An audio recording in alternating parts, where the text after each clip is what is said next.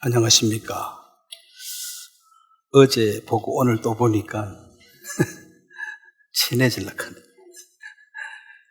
오늘 마태복음 19장에 있는 말씀을 읽도록 하겠습니다. 마태복음 19장입니다.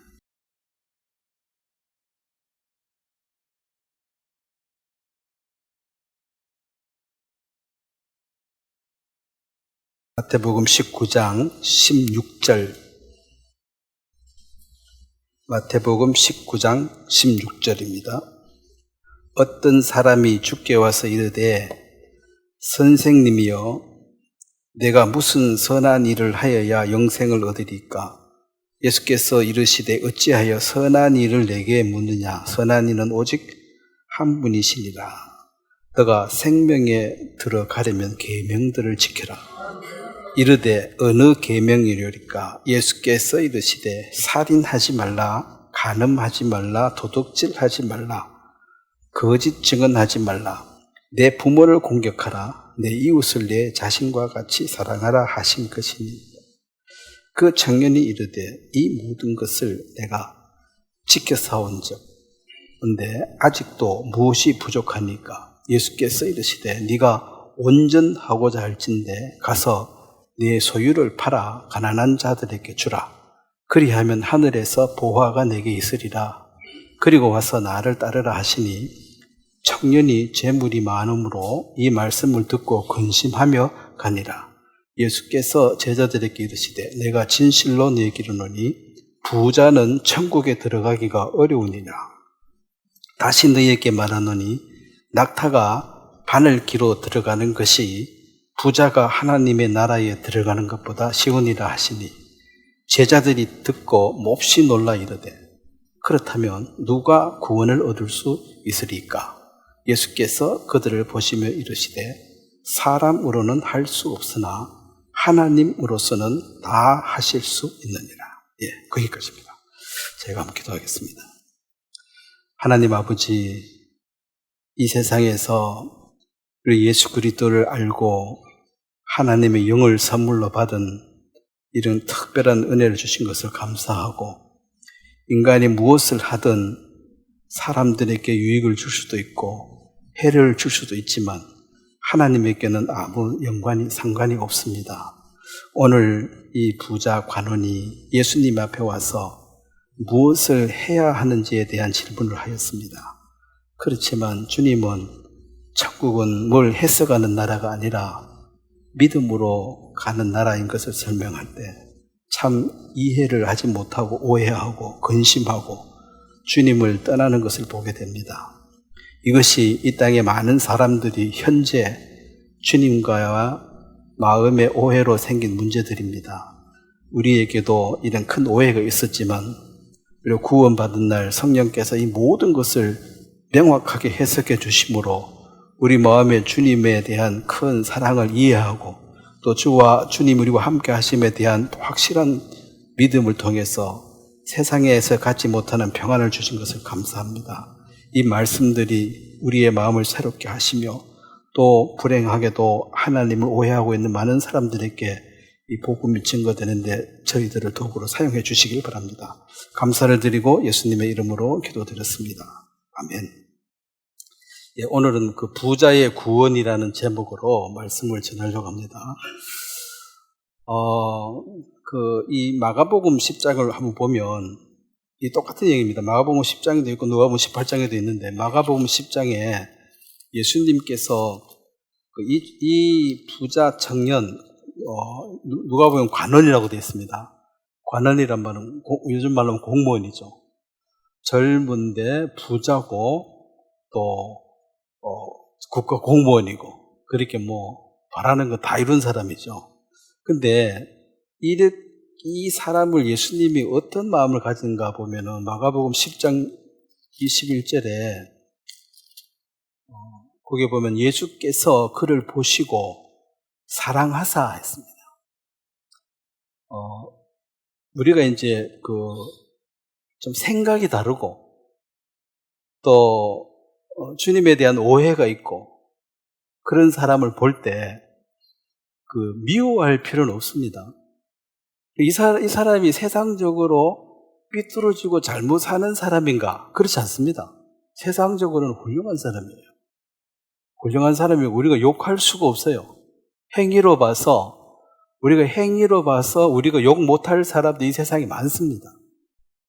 뭐 환경을 위해서 목숨 걸고 싸우는 사람도 있고, 저 아프리카에 그 멸종되어가는 그런 야생 동물을 위해서 일생을 바치는 사람들도 있고, 그 여자들도 있더라고. 시집도 안 가고 뭐 할머니 될 때까지 그 원숭이 뭐 이런 거 고릴라하고 뭐 살고 이런 사람도 있는데, 그런 사람 보고 우리가 나쁘다고 욕은 못하죠.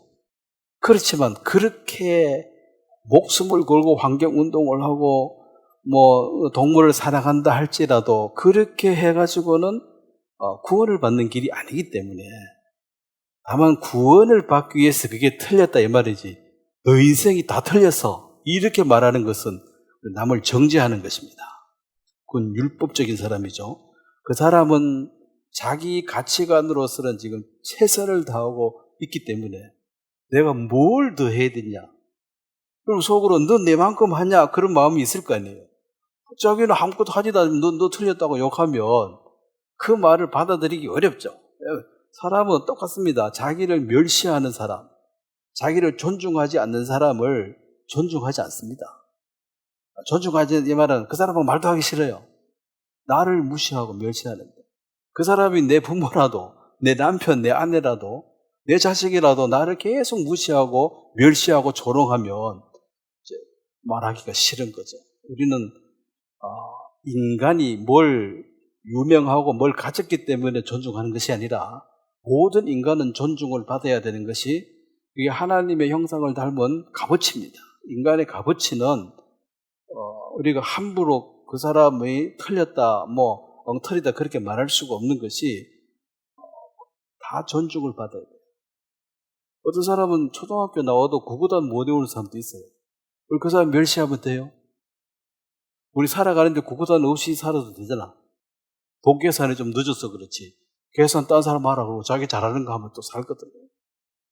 그래서 우리는 이 부자 청년이 예수님이 미워하시거나 뭐 잘못됐다고 정죄하는 것이 아니라, 최선을 다하고 있는데 구원받는 길로 봤을 때 틀리기 때문에 참 안타깝고 참 사랑하는데 어찌하든 도와주고 싶은데, 그런 마음으로 예수님이 이 청년에 대해서 얘기를 하고 있습니다. 그리고 훌륭한 사람이죠. 이 정도 하면은. 우리가 이 이방인 가운데서는 고넬료라는 사람이 온 집이 하나님을 두려워하고 기도하고 또 다른 사람들 구제하고, 그게 뭐 집에 한두 명 하기도 어리도 온 집안이 다 그리 한다는 것은 그 대단한 집안이에요. 그렇지만은 부족했잖아요. 성령을 못 받았으니까. 이방인들이 열심히 한다고 해서 뭐 자녀가 되는 것이 아니기 때문에, 그래서 우리가 이제 어떤 사람을 대할 때도 그를 사랑하지 않는 그것이 사실 하나님 없는 마음이에요. 그거 오해하고 있습니다. 그 오해가 풀어지면 내가 정말 어리석었다, 내가 참 미련했다, 그거 이제 고백하고 받아들이면 되는 거지, 너는 틀렸고 나는 옳다 이래 되면 그게 이제 정죄하는 것입니다. 너 오해하고 있다, 응? 내가 너를 도와주고 싶다, 이제 이런 마음으로 접근하는 것이지, 너 틀려서 그렇게 살면 안 돼, 넌 지옥이야, 이렇게 정죄하고 심판할 권한은 우리에게 없는 것입니다. 자, 다시 본문으로 돌아와서 이 마태복음 19장 16절에 어떤 사람이 주께 와서 이르되, 이 사람은 관원이고 부자고 청년이고, 요즘 말로 하면 뭐 젊은데 부자도 됐고 국회의원도 됐고 이 뭐 부족함이 없는 사람, 모든 청년들의 그 어떤 바람바를 다 이룬 자죠. 다 가졌습니다. 너가 무슨, 자, 선생님이여, 질문 봐서 선생님이여, 내가 무슨 선한 일을 하여야 영생을 얻으리까? 여기 이제 문제가 두 가지입니다. 예수님을 보고 이제 4대 성인 중에 한 명 훌륭한 분, 인본주의라는 것이 인간이 중심이다 이 말이에요. 그래서 천국 가고 못 가고 너 하기에 달렸다. 인간이 중심이다. 근데 이제 하나님은 모든 인간은 아무리 노력을 하고 착한 일을 해도 뭘 해가지고 하나님의 자녀가 되는 것은 불가능하다. 왜냐하면 하나님에 속하는 것은 이건 영역하는 문제거든요. 영역. 그러니까 우리의 어떤 그 선한 행위 자체가 이것이 하나님의 자녀로 만들어주는 것이 아니고 결국은 하나님은 영이신데 우리가 영은 내가 어디에 속하는가, 내가 속한 상태가 이게 마귀에게 속해져 있는가 하나님에게 속해져 있는가에 따라서 하나님의 자녀로 되는 것이지.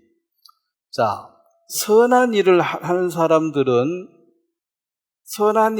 사람들 중에서 진짜 선한 사람도 있고, 선한 행위를 하는 사람, 선한 사람도 있고, 선한 행위를 하는데도 악한 사람도 있습니까? 없습니까? 그러니까 착한 행위를 하면은 선한 사람이다, 이렇게 말할 수가 없는 게 착한 행위를 하면서도 악한 사람이 있다는 것입니다.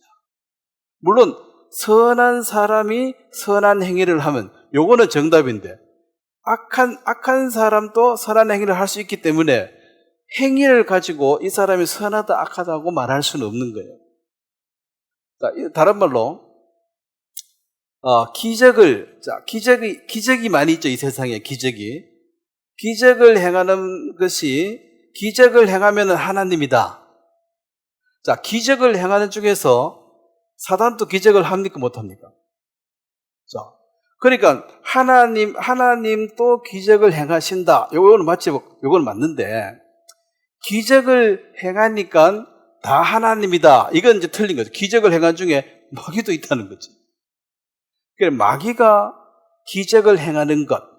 자, 출애굽기에 모세가 지팡이 던지가 뱀 됐을 때 바로의 술객, 점쟁이들입니다. 술사들이 지팡이 던지니까 뱀 됐어요, 안 됐어요? 똑같은 뱀이에요. 물론 모세의 뱀이 잡아먹었지만은. 그러면 이제 이 세상에 많은 사람들이 기적이 일어난 이 모든 것은 하나님이 하셨다, 이런 생각을 갖고 있어요.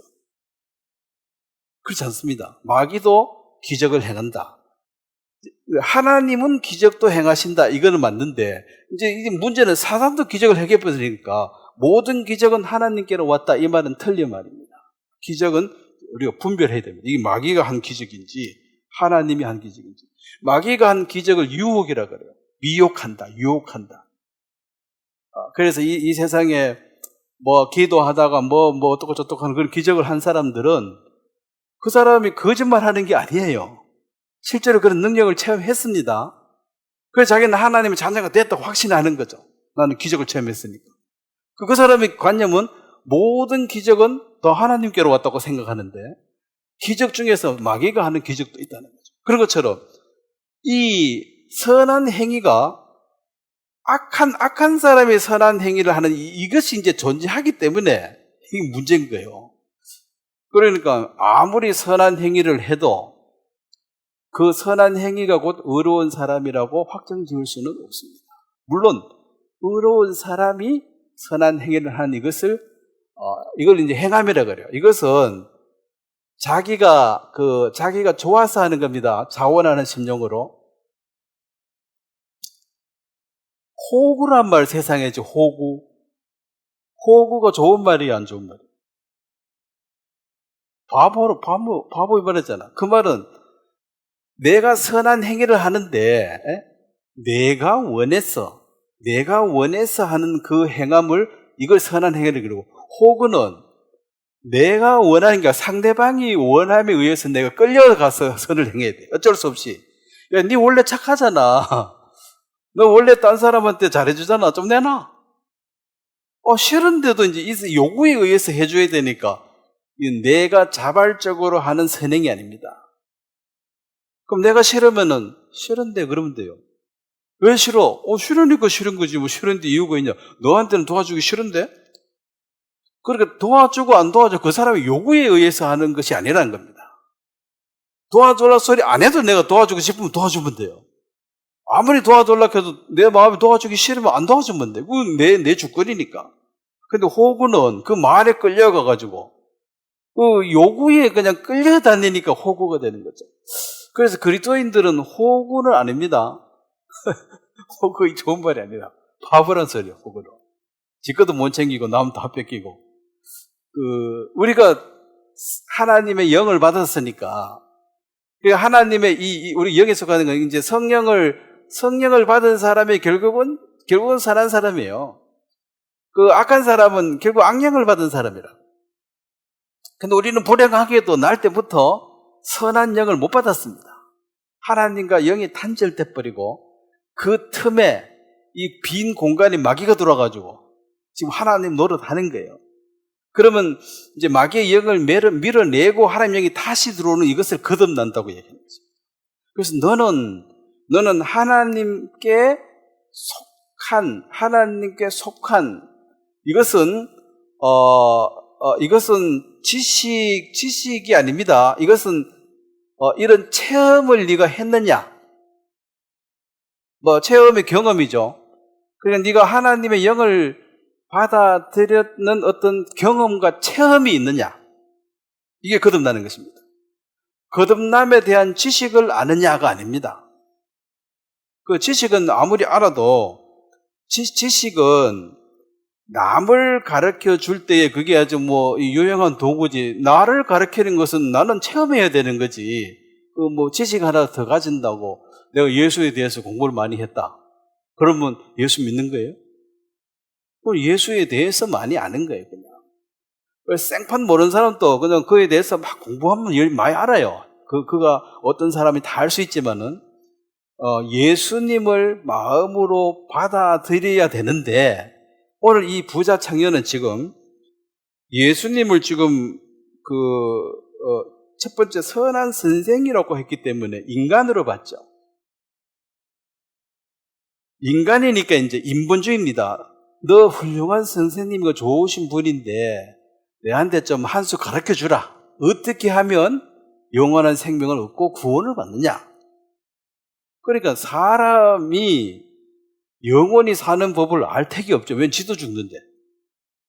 그걸 해결한 사람한테 가서 물어봐야 되잖아요. 너 영생을 얻었냐? 너 구원을 받았냐? 물어보고 받았다 그러면 그럼 나도 가르쳐줘 그랬는데, 아직 이 선생도 영생을 못 얻어 이제 죽을 날 준비하고 있는데 어떻게 하면 영원히 사냐? 그 질문을 지금 이제 사람에게 했다는 거죠.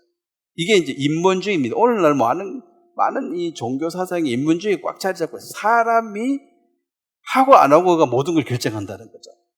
그리고 무슨 선한 일을 해야 되느냐? 자, 여러분이 하나님의 성령을 받아들이고 다시 태어나는 데 있어서 뭘 해가지고 그 대가로 받은 게 아니죠. 이렇게 하나님 앞에 뇌물 줘가지고 대가로 받은 게 아니잖아요. 이것은 선물입니다. 하나님의 선물로 우리가 받았던 이런 체험하고 경험한 순간이 나는 있다. 그래서 이 날을 잊을 수가 없다는 거죠. 처음 경험이니까. 처음이고 마지막에 거듭을 2번, 3번 나는 게 아니니까. 그래서 이제 뭘 해가지고 뭘 이루려고 하는 모든 종교는, 자, 그러면 이제 사람은 사람이니까 사람에게서 나오는 그런 지식이 이해가 잘 돼요. 착하게 살면, 최선을 다하면 좋은 데 가지. 그러면 이제 그게 이해가 잘 되는 거야. 근데 아무리 착하게 살아도 좋은 데 못 가. 이렇게 말하면 이거 완전 찬물을 뿌리는 거죠. 열심히 하려고 하는데 도와주니 뭐하고. 그러면 막 살면 됐냐? 이렇게 이제 어깃장을 놨죠. 그래서 열심히 하는 것이 최상의 길로 알고 있는데 열심히 해도 안 된다 하니 성질 날 거 아니에요. 그럼 막 살만 가냐? 이렇게 나오는 거죠. 물론 막 살아서 가는 게 아닙니다. 이 계명, 요 뒤에 계명이나 6개 계명이 나오는 10계명 중에 앞에서 4개는 하나님과 인간의 관계고, 이제 5번째부터 10번째까지 이건 인간과 인간의 관계예요. 그래서 요 6개 요거는 인간끼리 얘기니까 모든 종교가 똑같습니다. 살인하지 말고 이 간음하지 이런 건 모든 종교가 똑같아요. 그리고 요거는 다 했다는 거지. 그 문제는 이제 1번부터 4번까지가 안 되는 게, 이 십계명을 이제 제대로 지키려고 그러면 이제 아무리 해도 이웃을 네 마음으로 살아가라 이것도 구약에도 나온 얘기니까 이웃이 우리 동네만 그러면 가난한 사람 도와주면 됩니까? 내 이웃이 어디까지입니까? 옆 동네도 해야 돼요? 뒤에 동네도 해야 됩니까? 아니 우리 동네만 하면 돼요? 내 이웃이 누구오리까? 그럼 이 이웃 나라를 안 해도 됩니까? 예수님은 땅끝까지 하라 그러니까 이제 못하는 거지. 우리 동네 사람들만 도와주기도 내가 이게 버거운데 옆집 동네 뒷동네 이웃 나라 뒷나라 땅끝까지 다 해라 그러니까 이제 너무 못한다는 거예요. 이 말은 하라 하니까 하라 그런 거지 사실은 너가 못한다는 것을 알게 해주는 거예요. 율법은 죄를 깨닫게 해준다. 율법을 지켜가지고 의롭게 되려는 사람, 즉 우리는 율법과 상관없는데 그건 좀 거리가 먼 얘기고 이방인들은 양심껏 살면은 천국 간다는 생각. 나는 양심에 어긴 적이 없는데 내가 왜 벌을 받냐? 나는 최선을 다했는데 그게 이제 인본주의의 가장 그 중심 사상입니다. 인간이 최선을 다하면 된다. 최선을 다해가 안 되는 거는 없다. 안 됐다 하면 최선을 덜 해서 그렇지. 더 열심히 해보라 그러죠. 아무리 열심히 한들 사람이 새처럼 날 수가 없는 거고 그럼 못 나는 것도 노력 안 해서 못 나는 게 아니잖아요. 못 나게 돼 있잖아 처음부터. 그러면 누가 자꾸 나는 연습하고 있으면 우리가 뭐라 그래야 돼요? 너 못 난다. 그러면 이제 되드니까 그러면 열심히 해봐라. 열심히 해봐라. 언젠간 나게 될 기다. 이 말은 열심히 하는 과정 속에서 아이고 내가 못 나는구나 깨달으라고 하는 얘기예요. 옥상에서 자꾸 떼내리면서 자꾸 나는 연습하고 있으면 위험하다. 하지만 넌 절대 못 날아. 아니 넌 날 수 있어. 이러니까 이제 그럼 한번 해봐 계속. 언젠가는 너가 포기하라는 거죠. 이 율법은 죄를 깨닫게 해주는 거예요. 양심을 준 이유도 양심대로 살아가고 천국 가라고 준 게 아니에요. 율법과 양심의 역할은 같습니다. 양심은 뭐 어떤 역할을 해줍니까? 내가 하늘 우러러 한 점 부끄러워 도저히 안 되네. 도저히 내가 하늘 우러러 한 점 부끄러워 없이는 못 되겠구나. 그래서 내가 의인이 될 수 없다는 사실을 깨닫게 되는 것이 율법과 양심의 역할입니다. 그래서 그리스도를 만나고 그리스도를 만나고 난 뒤에 진짜 영을 받아 선한 사람이 되어서 네가 선한 행위를 하는 이것이 진짜 선한 것이고 그런데 이 성령을 못 받아들이고 악한 영에 속한 사람이 자꾸 선한 행위를 하고 착하게 살고 노력하고 있으면 저게 아닌데 근데 요거는 이제 구원을 받은 사람은 명확하게 이해가 가요. 그래서 구원을 안 받은 사람은 이제 헷갈리는 거야. 그러면 착하게 살아도 안 된다고? 어떻게 해야 되느냐? 그래서 막 살아야 되냐? 이렇게 이제 어깃장을 놓는 말이 나오는 게 도저히 이해가 안 된다는 거죠. 여기 계신 분 도저히 이해가 안 되면은 구원 다시 한번 확인해 보세요. 왜? 성령이 알게 해주는 게 좀 있어야 돼요. 사람의 말 가지고 설명하는 게 한계가 있습니다. 왜 하나님의 그 깊은 어떤 것들 우리 언어로 표현할 수가 없어요. 다만 하나님이 이제 도와주실 걸 믿고 하는 거지 성령께서 도와주지 아니하시면 이거 완전 방언이야. 이거 뭔 말인지 들리긴 들리는데 뭔 소린지를 몰라요. 뭔 소린지를. 그리고 이제 이 예수님이 이제 누구시냐? 예수님은 100% 인간이고 100% 우리하고 똑같은 인간입니다. 이 말은 똑같이 의식주를 먹고 해야지 살 수 있는 거. 화장실 가고 똑같아요, 우리하고. 그 다음에 또 100% 하나님이에요. 이제 이게 예수님의 그거거든. 근데 이게 이제 산술적으로 문제가 되는 게 이게 50대 50 이래가지고 100이라 하면 이해가 되는데 100대 100이 100이라 하니까 이게 또 이 논리적으로 또 안 맞는 것 같은 거예요. 그러니까 예를 들어서 인간이 한 10%고 하나님의 성품이 한 90% 있다. 이런 거 이제 왜 그 신화 속에 나오는 그 신들 있죠. 잡신들. 그거는 신이면서도 인간의 뭐가 조금씩 있어요. 뭐 사랑한다, 뭐 미움의 신, 뭐 신, 그래 이제 자기들이 만든 신인데, 그거는 이제 한 90%는 신이고 한 10%는 인간적인 뭐가 있는데, 그 예수님은 50대 50 이래 가지고 이제 반은 인간이고 반은 요렇게 설명하면 이해가 가겠는데, 산술적으로 야 100대 100이 100이다 그러니까 이게 또 뭔 소리냐. 100대 100이 200이지 왜 100대 100이 100이냐. 그래 또 이해를 못하는 거죠. 100% 하나님이시다. 자, 요한복음 10장을 한번 보겠습니다. 유대인들이 예수님을 죽이려고 그랬습니다. 그러니까 모든 사람이 저놈 때를 죽여야 되겠다고 말할 때는 그 죽을 만한 무슨 죄가 있겠죠. 이유가 있겠죠. 아니면 전체가 사람들이 미쳐가지고 멀쩡한 사람은 죽이려고 할 수는 없는 거잖아.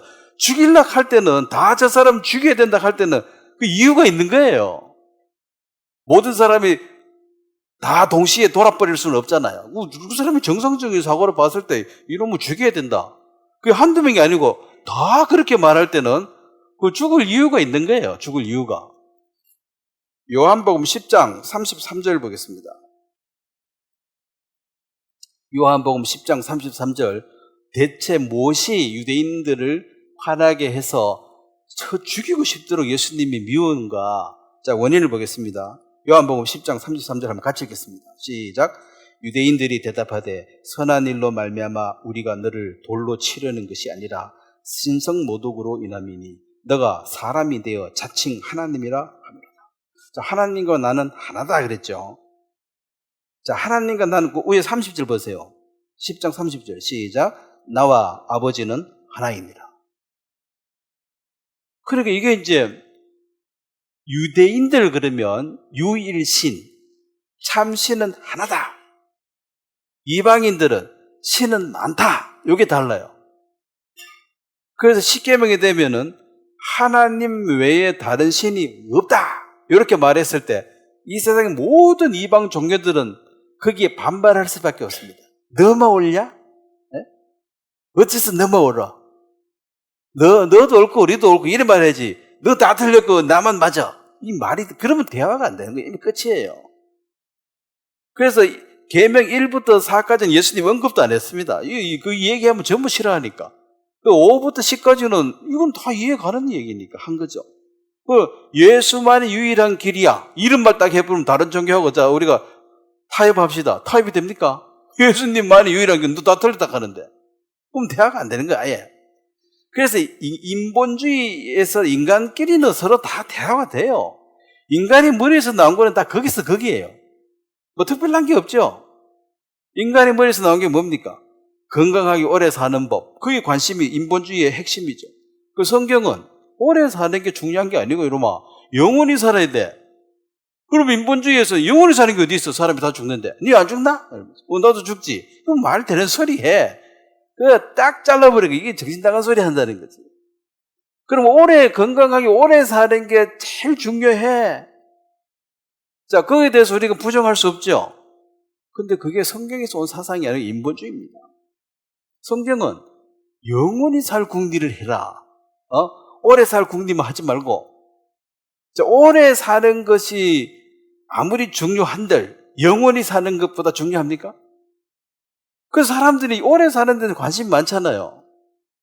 요즘 시골 사람들도 밤낮으로 아침에 운전하다 가다 깜짝 놀라는 게 왜 전부 새까만 옷 입고 다니는지 몰라. 좀 흰 거 안 입고. 잘 보이도 안 하는데 막 운동한다고 아침에도 그러고 밤에도 그러고 깜깜한데 옛날에 촌사람도 운동 절대로 안 했거든. 일하고 잠자기도 바쁜데 운동하려고 어디 있습니까? 요즘은 다 운동해. 할머니들도 운동해요. 그 앞에 뭐 구름 하나 밀고 이렇게 다 운동하는데 다 오래 살고 오래 사는 게 이제 이해가 가거든. 오래 사는 게 중요하네. 건강하게. 그러면 영원히 사는 것을 그 오래 사는데 한 100분의 1만 투자해도 다 구원받을 텐데 영원히 사는 법 얘기하면 관심이 1도 없어. 그런 게 어디냐? 없다는 거지. 니는 안 죽는다 하면서. 그러니까 이제 예수님이 내가 너희에게 영원한 생명을 주러 왔다. 만약 내가 너희에게 건강을 주러 왔다. 권세를 주러 왔다. 네 자식들 잘 해주겠다. 요런 거 했으면 사람들이 엄청 좋아할 거예요. 너 먹고 사는 거 해결해 줄게. 그러면 엄청 좋아할 거예요. 근데 너 죽음의 이 엄청난 이 문제를 해결해서 영원한 생명을 주러 왔다 그러면은 더 환호해야 되는데 때려 죽이려고 그러잖아요. 그러면 저놈 때려 죽이라 하고 뒤에서 이렇게 바람 넣어주는 게 누구냐? 요 악한 영이에요. 이건 물귀신 작전, 같이 망하자. 불못에 갈 때 같이 가자는 거예요. 나 혼자 가기 섭섭하니까. 물귀신 알죠? 나만 물에 빠져 죽어 억울한데, 처녀귀신. 니도 같이 죽어라. 그럼 이제 자꾸 같이 물에 들어가자. 같이 들어간다고 지가 사는 것도 아니야. 그쵸? 같이 죽자 이 말이지, 그 사람은 죽이고 내 산다는 말도 아니야. 완전히 마귀적인, 파괴적인 마음이죠. 같이 죽자. 그거 말고는 할 게 없어요, 마귀가. 그래서 내가 하나님이다. 자, 내가 하나님이다 한 게 예수님이 그게 잘못합니까? 그게 죄입니까? 네? 하나님이니까 하나님을 내가 남자다 했는데 누가 와서 욕하면은 내가 뭐 잘못했냐 참말했는데. 그 예수님은 내가 하나님이다. 이게 화낼 소리냐는 거지. 사실인데. 근데 하나님이다 그러니까 화가 났는데 요 화내게 하는 요 근본 뒤에 배우자가 속이는 자가 요 악한 영입니다. 왜냐하면 하나님이다. 그렇습니까? 그러면 영생 문제 해결하실 수 있겠네요. 나 해결 받겠네요. 이래버리면은 이 마귀하고 영원히 이제 이별해야 되니까 마귀는 같이 망하자 이놈아. 무슨 영생이 어디 있어? 이 땅에서는 잘 먹고 잘 살고 오래 건강하게 살다 죽으면 그게 다지. 영생이 어디 있어? 없어. 그래서 이제 뭘 해가지고 구원을 받으려고 하는 이 인본주의 사상과 종교가 지금 결탁이 돼가지고 열심들 하고 있습니다. 그 다음에 어디를 안 가더라도 양심껏 살려고 노력하고 있습니다. 그럼 영생을 얻습니까? 얻지 못합니다. 자, 그렇게 영생을 얻으려고 그러면 그게 어렵다는 것인데, 자, 다시 본문으로 돌아갑니다. 마태복음 19장에 보면 어느 정도로 어려웠냐. 참 이게 비유를 들어도 우리는 지금 낙타, 바늘 이런 거 실제 생활 안 하지만 그 당시에는 이게 실생활입니다. 맨날 하는 게 낙타 타고 다니고 차가 없으니까 그때는 낙타 말고는 탈 게 없고 옷은 다 바늘로 기고 되니까 늘 쓰는 거 가지고 예수님이 항상 쉽게 얘기합니다. 그게 24절 자, 마태복음 19장 24절 한번 같이 읽겠습니다. 시작. 다시 너희에게 말하노니 낙타가 바늘기로 들어가는 것이 부자가 하나님 나라에 들어가는 것보다 쉬우니라 하십니다. 낙타는 크죠? 낙타 타보신 분 혹시 계세요? 오, 대단하시네. 자, 그 큰 낙타가 바늘로 양발 기우 장갑 기우 봤지요? 바늘기. 이거 들어가는 게 가능합니까? 불가능합니까? 불가능하죠. 그러니까 아예 안 된다는 말을 그렇게 하시는 거예요.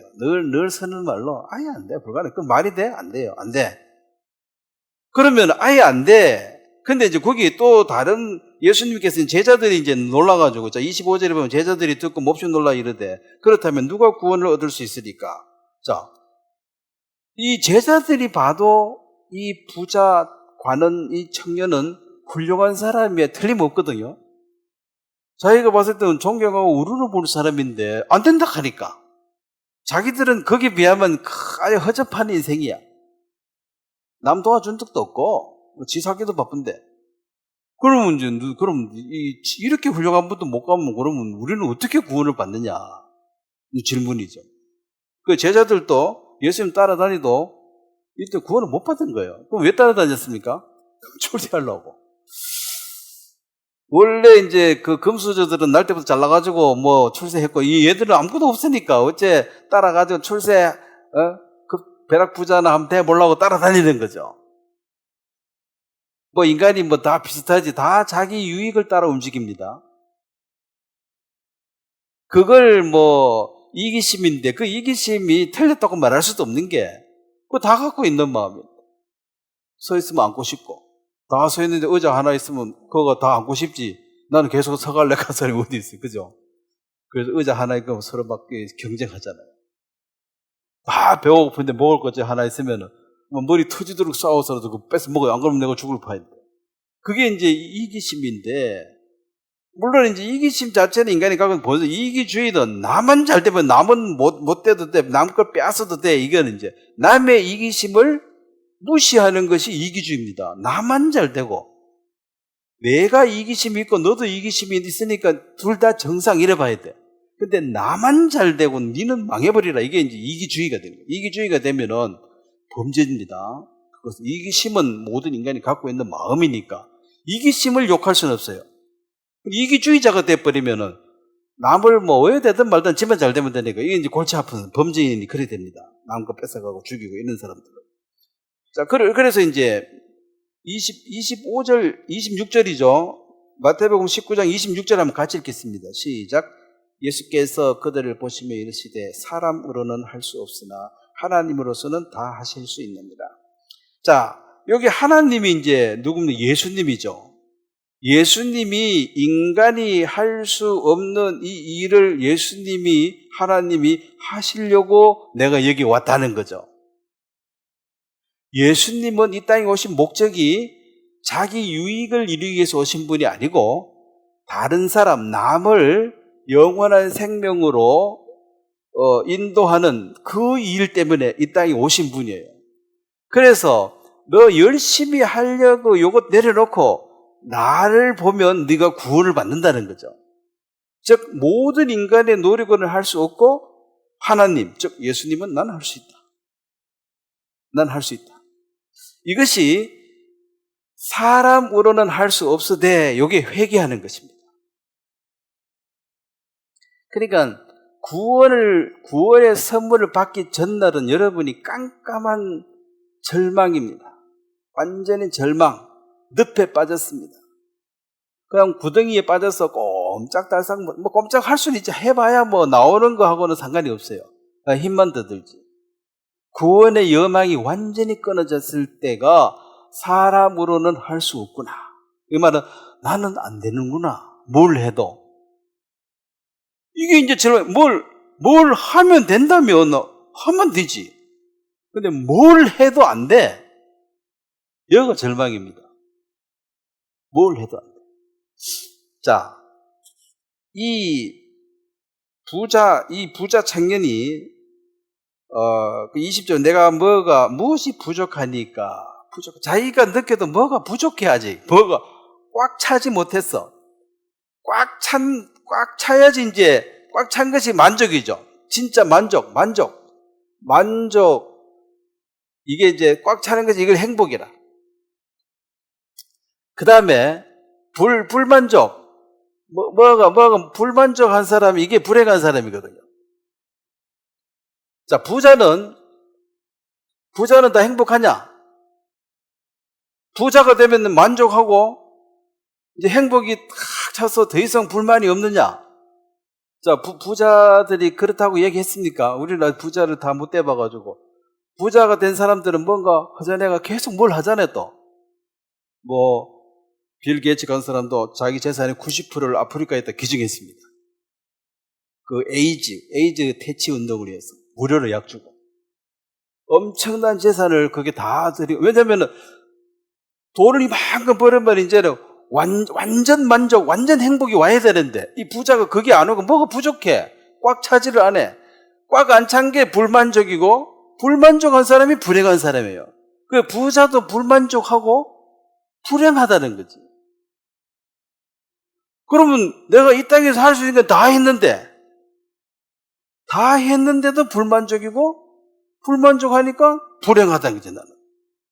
그래서 이제 행복하십니까? 이렇게 딱 물으면은 사람들이 뭔 소리야 이거?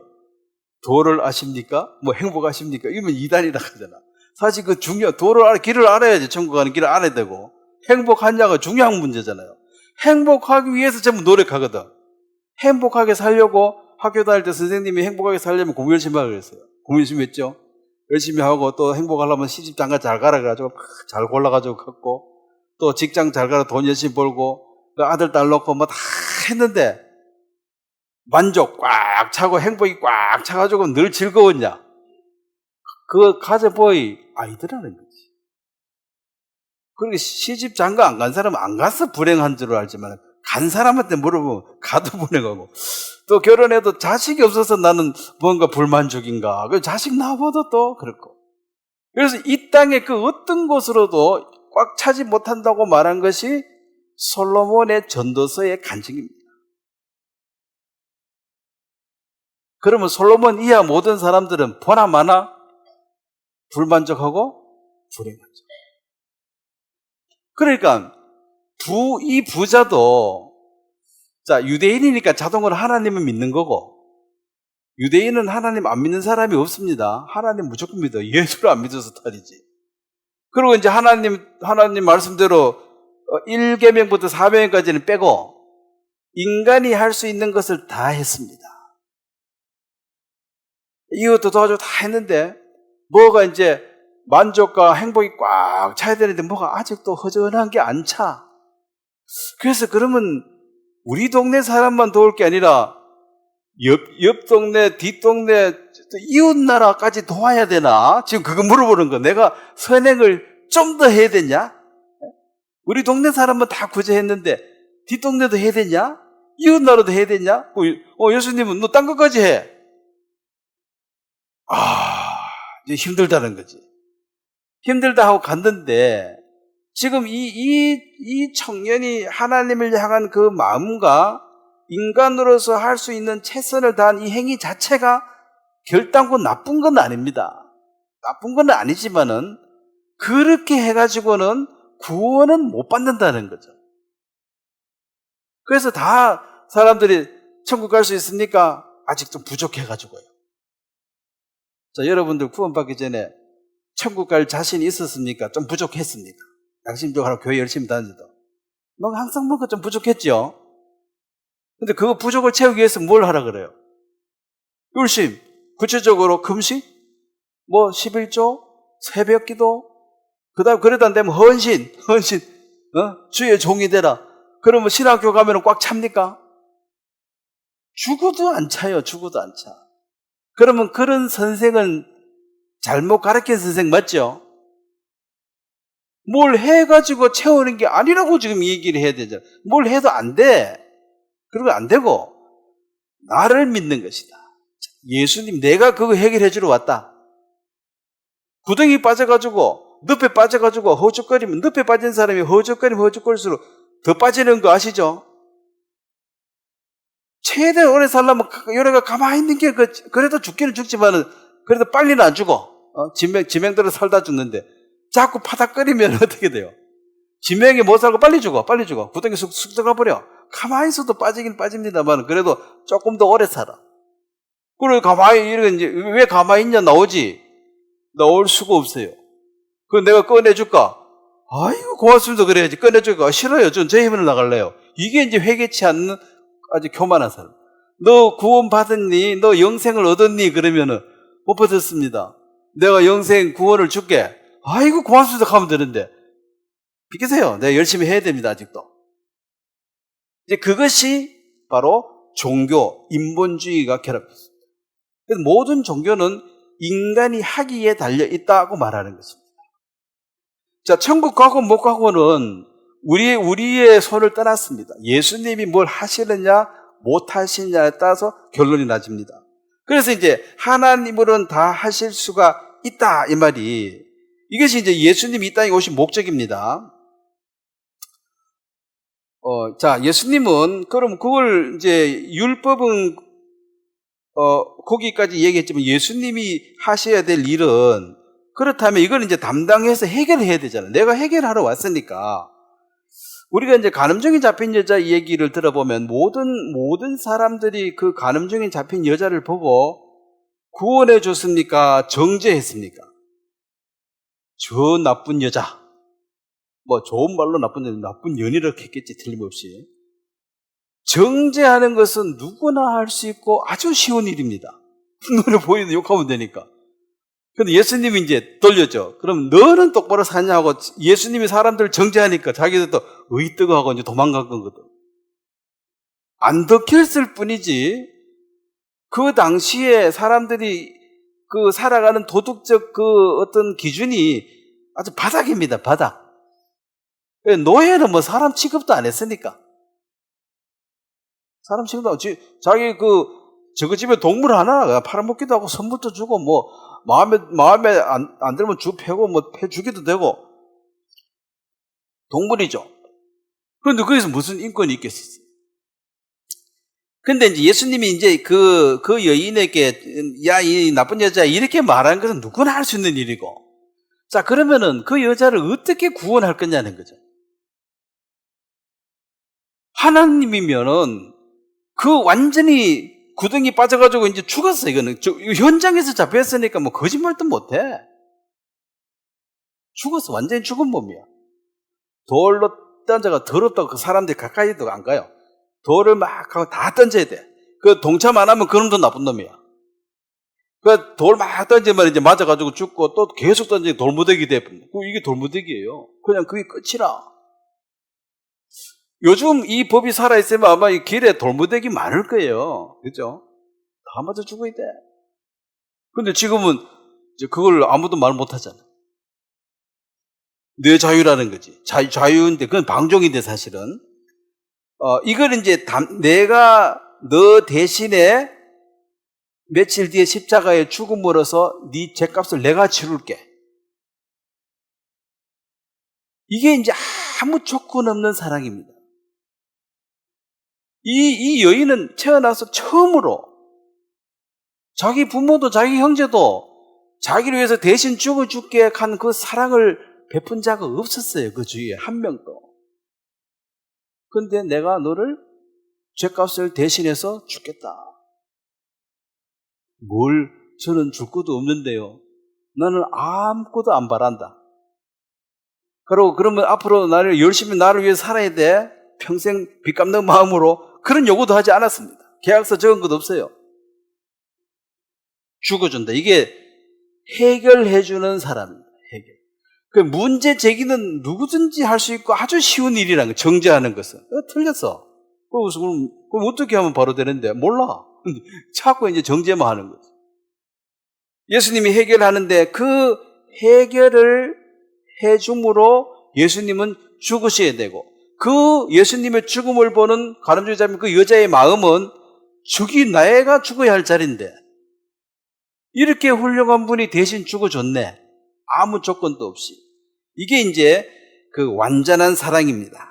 완전한 사랑은 아무 조건 없이 주님이 그 죄값을 담당해 주는 것입니다.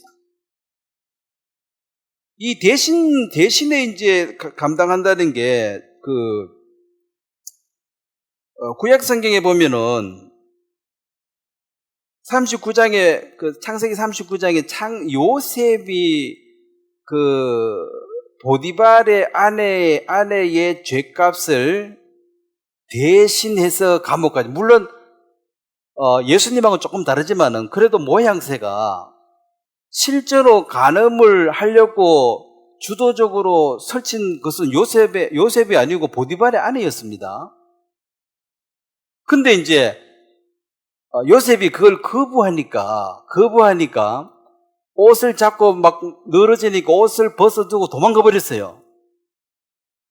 근데 남편이 딱 왔을 때 거짓말을 했죠. 당신이 그렇게도 믿고 신뢰하는 이 요셉이라는 청년이 나를 급탈하려고 들어왔었는데 내가 치를 타니까 옷을 남겨놓고 도망갔다. 이게 증거다. 자, 그럼 요셉이 그 방에 왔다 간 건 증거됐죠. 옷을 입고 있을 거 아니야. 근데 이제 누가 했는지는 둘밖에 몰라. 근데 이제 뒤집어 씌워버리죠. 그래서 요셉은 변명을 해도 통할지 안 통할지 아무 말 없이 그 대신에 이제 감옥에 갔습니다. 그럼 요셉이 나는 죄가 없다고 우기면은, 그럼 그 죄는 누구한테 가야 돼요? 포티파의 아내죠. 둘 중에 하나니까. 그래서 이건 불의한 케이스인데 요셉이 그 보디발의 아내의 죄를 대신 담당했기 때문에 그 보디발의 아내는 산 거예요, 사실. 그게 이제 담당하는 것입니다. 요셉은 예수님의 그림자이기 때문에 그 죽을 여인의 목숨을, 또 그 보디발은 요셉을 신뢰했기 때문에 종들 다 불러 모아가지고 끝까지 변호하면 변호되겠죠. 모르겠는데 될지 안 될지 모르지만, 근데 어쨌든 남편이 아내의 말을 들을 때는 뭐 아마 그것도 없을 것 같아요. 증거 없어도 아내의 말을 잘 믿는 게, 그 베겐메리 송사 뭐 이런 말이 괜히 나온 게 자꾸 얘기해가지고 남편이 세뇌돼가지고 요셉이 내가 그렇게 믿었는데 너 지금까지 믿은 건 다 취소, 아내 말이 맞아, 이렇게 나올지는 모르지. 어쨌든 그 여자가 평생 그렇게 살다가 그날 또 그런 거지, 평상시에 안 그러다가 갑자기 그런 건 아니잖아요. 그 삶 자체가 주위 사람 다 아는 거 아니에요. 저 여자는 그럴만해 해서 그렇게 결과가 난 거거든. 그러면 그거 한 번으로 그쳤다는 보장도 없고, 결국은 드러내면 드러나겠지만 어쨌든 요셉은 아무 말도 안 하고 그걸 받아서 대신에 감옥에 갔다. 이것이 담당하는 것입니다. 그리고 사무엘상 19장에 보면은 여기는 담당을 안 하고 뒤집어 씌우는 죄가 하나 나와요. 뒤집어 씌우면은 씌워집니다. 담당 안 하고. 사무엘상 19장, 이 다윗하고 그 미갈의 관계인데, 미갈이 다윗을 좋아해서 결혼을 했습니다. 자, 결혼하기 전에는 좋아만 하면 돼. 뭐, 그럼 연애는 좋아하는 감정만 있으면 되지만 결혼 생활은 이제 실생활이니까 좋아하는 감정 가지고는 안 되죠. 이제 뭐, 묵고 사는 문제, 이게 다 해결이 돼야 됩니다. 그래서 결혼하자 말자, 이제 남자들은 욕먹을 일이 많네. 뭘 하라 근데 다 못하면 욕을 먹는 거죠. 자, 이게 19장 17절에 보면, 사무엘상 19장 17절 말씀을 한번 같이 한번 읽겠습니다. 시작. 사울이 미갈에게 이르되 너는 어찌하여 이처럼 나를 속여 내 대적을 놓아 피하게 하였느냐. 미갈이 사울에게 대답하되 그가 내게 이르기를 나를 놓아 가게 하라. 어찌하여 나로 너를 죽이게 하겠느냐 하더이다 하니라. 자, 다윗은 아무 죄가 없어요. 사울을 도와준 죄밖에 없는데, 한 가지 문제는 백성들이 다윗을 더 좋아해 버렸어요. 그래서 사울은 이제 큰일 났다는 거지.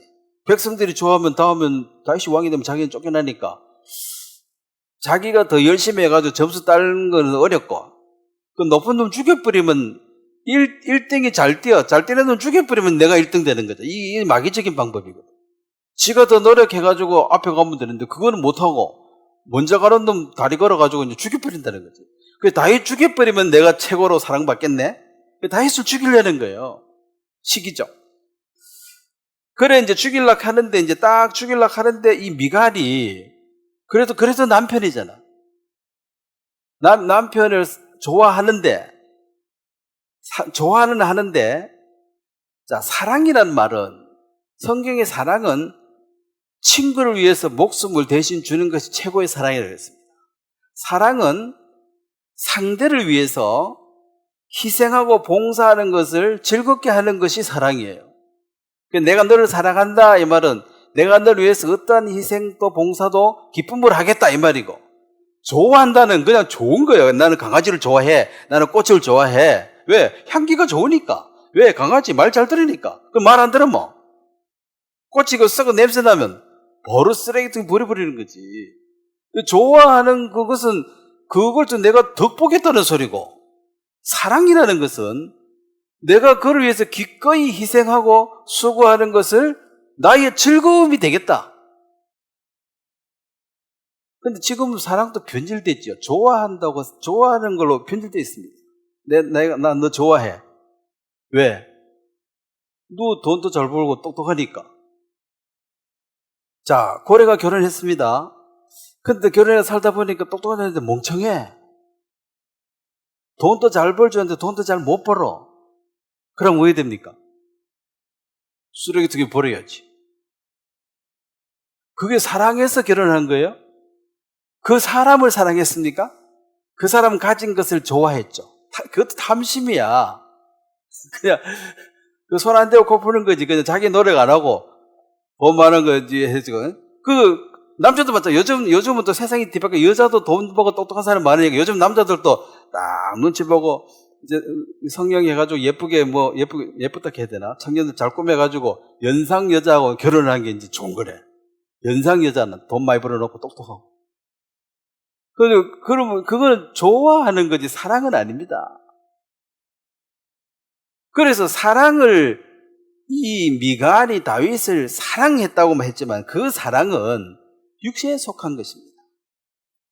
그냥 좋은 것 때문에 좋은 거야. 그래서 진짜 저는 부자가 아니라 그 고민을 할 필요는 진짜 부자는 자기를 사랑하는 배우자를 고르려 그러면 이 부를 좀 숨겨놓고 나 인간 자체를 사랑하느냐 그걸 한번 테스트를 해봐야 돼. 내 가진 것이 탐이 나가지고 달라드는 여자들은 한 트럭이 와도 걷어내야 됩니다. 그거 다 거머리 같은 거예요. 그거 안 좋은 거야. 그거 나를 좋아하는 게 아니에요, 그거. 그러게 내가 인간 자체 나를 좋아하는, 나를 사랑하는 사람을 뽑아야 되는데 그게 참 어려운 거야, 부자는. 그걸 뽑기가. 그래, 가난한 사람은 진짜 그 사람이 좋아서 아무것도 없지만 내가 너가 좋다. 너를 위해서 내가 어떤 희생을 하더라도 너를 위해서 밥 해준 것도 즐겁고 너를 위해서 뭘 해줘서 나는 즐거워. 감사해. 이게 사랑이에요. 그렇게 어머니들이 내 자식한테 하는 게 사랑이야. 뭐 대가 못 받는 줄 뻔히 알지만은 그래도 못 해줘서 난리야.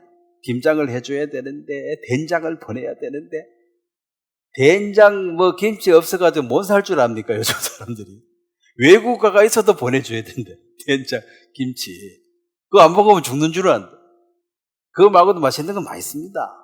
물론 어릴 때 먹었는 게 그게 맛이 좋다고 말하지만 그것도 어찌 보면 립 서비스인지도 몰라. 그보다 더 맛있는 것도 많아. 세계 여러 나라 가보면 맛있는 것도 많이 있습니다. 된장, 김치가 최고가 아니에요.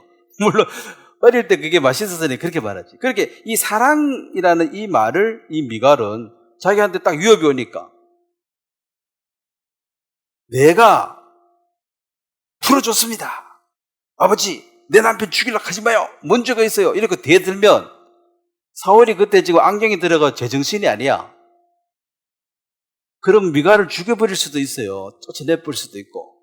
물론 또 지 딸은 안 죽일지도 모르는데 어쨌든 엄청나게 이제 고생문이 열리는 게 싫으니까 저는 이게 잡으려고 했는데 다윗이 막 힘이 세가지고 너 안 나와주면 너 죽인다 해서 어쩔 수 없이 협박당해서 내가 풀어줬습니다. 요렇게 그 죄를 내가 담당 안 하고 다윗에게 뒤집어 씌워버렸습니다. 이것이 사울의 집안이 불행한 길로 가는데 촉진제가 된 거예요. 왜냐하면 사울은 다윗을 핍박하면서도 늘 반성했거든. 그는 나보다 의롭고 그는 선한데 내가 미쳤지. 내가 왜 죽이려고 그래서 이런 마음인데 오늘 드디어 다윗의 죄를 하나 찾은 거죠. 야, 요놈 봐라. 내 앞에서는 그래야 되면 내 딸한테는 협박하고 죽이려고 그랬네. 자, 내 딸 죽이려고 한 사위 좋습니까? 싫습니까? 싫지. 내 딸을 죽이려고 그래. 내가 너 죽이고 말 거야. 이제 악감이 생겨버린 거야. 그러면 다윗에게 굴복해 사울이 사는 유일한 길인데 다윗을 미워할 어떤 끄덕지를 제공했기 때문에 사실은 그 아버지의 그 딸로 이 집안이 망조 같은 집안이에요. 그래서 사울은 그 뒤로는 이제 나쁜 놈은 벌 줘야지. 이제는 다윗을 죽이려고 마음도 별로 가책도 없어. 나쁜 놈이잖아. 이놈의 자식이 내 딸을 죽이려고 그래서 내 용서 못해. 이렇게 말해도 이제 할 말이 없는 거죠. 이것이 이제 담당을 거부한 사람. 자, 예수님은 내가 세상 죄를 담당한다. 그런데 저 가늠하다 잡힌 저런 더러운 것들, 창녀, 세리, 히틀러, 김일성 이런 거는 빼고 그래도 양심적으로 착한 사람들 죄값을 내가 대신 담당해 줄게. 이렇게 하면 세상의 구주가 못 되십니다. 세상의 구조는 모든 사람의 모든 죄를 내가 다 담당해 주겠다. 이것이 해결책입니다. 그가 구원을 받고 못 받고는 예수님이 그 죄값을 짊어지고 대신 죽느냐 안 죽느냐에 초점이 가지는 것이 바로 복음의 핵심입니다. 우리가 예수를 믿는다 이 말은 예수님께서 십자가에서 하신 일을 믿는 거예요. 무슨 일을 하셨느냐 거기서 도대체. 그 하나님이신데 왜 죽으셨느냐?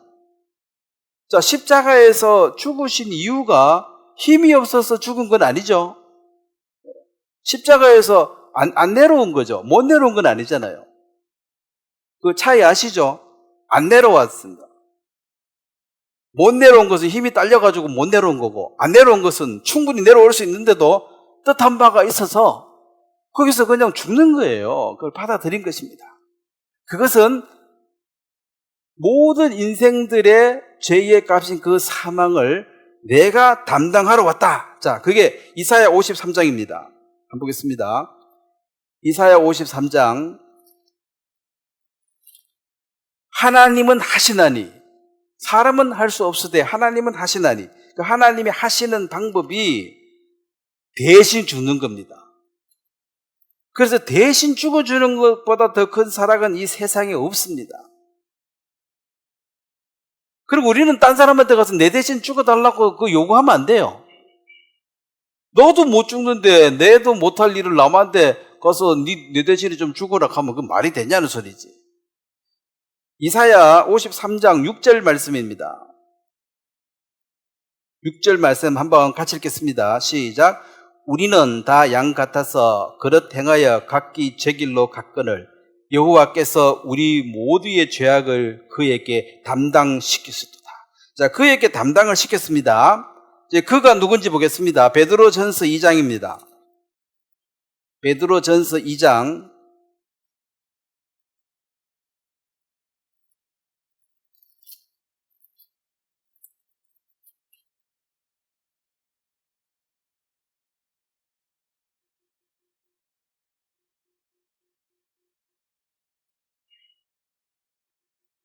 2장 제가 21절부터 제가 읽겠습니다. 이를 위하여 너희가 부르심을 받았으니 그리스도도 너희를 위하여 고난을 받아사 너희에게 본을 끼쳐 그 자취를 따라오게 하려 하셨느니라. 그는 죄를 범하지 아니하시고 그 입에 거짓도 없으시며 욕을 당하되 맞대어 욕하지 아니하시고 고난을 당하되 위협하지 아니하시고 오직 공의로 심판하시는 이에게 부탁하시며 24절에 한번 같이 읽겠습니다. 시작.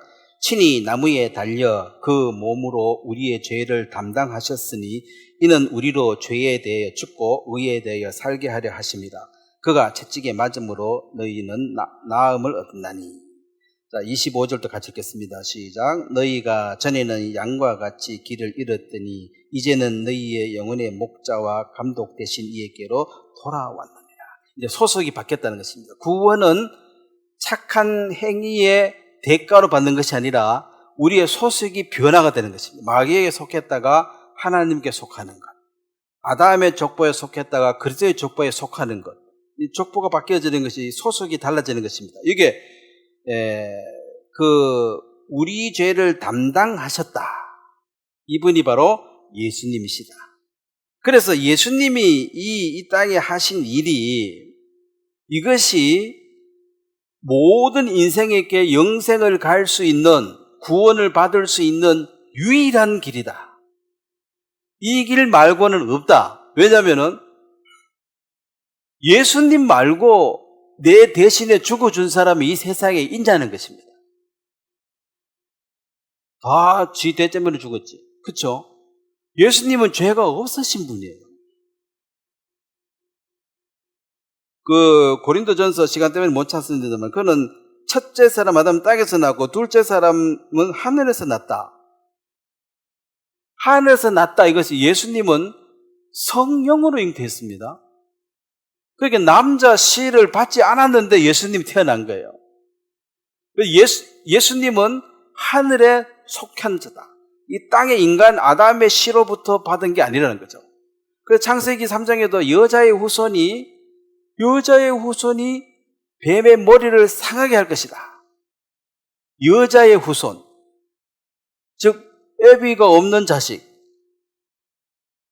예수님의 아버지는 요셉이 아닙니다. 어머니만 마리아예요. 요셉은 뭐예요? 아무것도 아니야. 아무것도 아니야. 요셉은 그냥, 이스라엘 결혼주도 그렇습니다. 가서 정원, 약혼을 하는데 아버지하고 아들하고 가서 이제, 금가락지 하나 가져가서 주고 약혼해놓고 집에 옵니다. 그러니까 집에 와가지고는 이제 신혼집을 지어야 돼. 분가를 해야 될 거 아니야. 이제 결혼했으니까. 집을 다 지으면 이제 가서 일주일 동안 신부집에서 잔치하고 데려와서 이제 같이 사는 거예요. 그래서 약혼해놓고 여기 와서 집 짓고 있는 동안에 마리아가 임신해버렸거든. 이건 돌로 맞아 죽어야 돼요, 원래는.